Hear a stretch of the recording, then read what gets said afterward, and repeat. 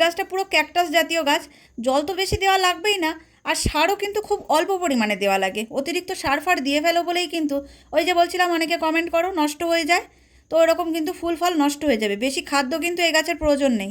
অতিরিক্ত খাদ্য দিয়ে ফেলো, ভাবো বিশাল বুঝি ফল হবে, গাছের চেয়ারা বুঝি বিশাল হয়ে যাবে, তাই জন্য এত গাদা গাদা খাবার দিয়ে ফেলো আর গাছের ওই ফুল ফল নষ্ট করে ফেলো, নিজেরাই নিজের হাতে গাছের ফুল ফলগুলো নষ্ট করে ফেলো। তারপরে এই কী করব কী করব কী করব, আমি কিন্তু তেমন কিছু ব্যবহার করি না। বছরে দুবার জৈব সার গোড়ায় দিই, আর 12 মাসে মনে হয় 20 দিন বাদে বাদে খোল পচা জল দিই, তাও ফলের সিজনে টোটালি কোনো খাদ্য দেওয়া হয় না। একদমই বিনা খাটনিতে বসে বসে ফল নিতে হয় 6 মাস, আর 6 মাস গাছের একটু যত্ন করলেই যথেষ্ট। শুধু একটা জিনিসই খেয়াল রাখতে হয়, গাছে যেন প্রপার রৌদ্র পায় আর একটু খোলামেলা পরিবেশ পায়, যাতে করে কোনো অন্য গাছের ছোঁয়া না থাকে, বা একটু হাওয়া বাতাস পায়, গোড়াটা যেন আগাছা না জন্মায়। গোড়ায় অনেকে সবজির খোসা ফুল ফেলে রাখো সার হওয়ার জন্যে, ওসবগুলো করলে চলবে না। একদম শুকনো খটখটে রাখতে হবে মাটি, তাহলেই দেখবে গাছ দারুণ থাকবে, আর তাতেই কিন্তু খুব ভালো ফল দিয়ে দেবে।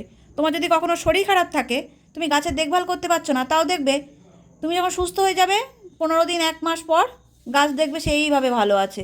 কোথাও বেড়াতে যাবে, 1 মাস বাড়ি থাকছো না, বাড়ি ফিরে এসে অন্য গাছ না দেখতে পেলেও এই গাছ কিন্তু তুমি অবশ্যই ফিরে এসে দেখতে পাবে।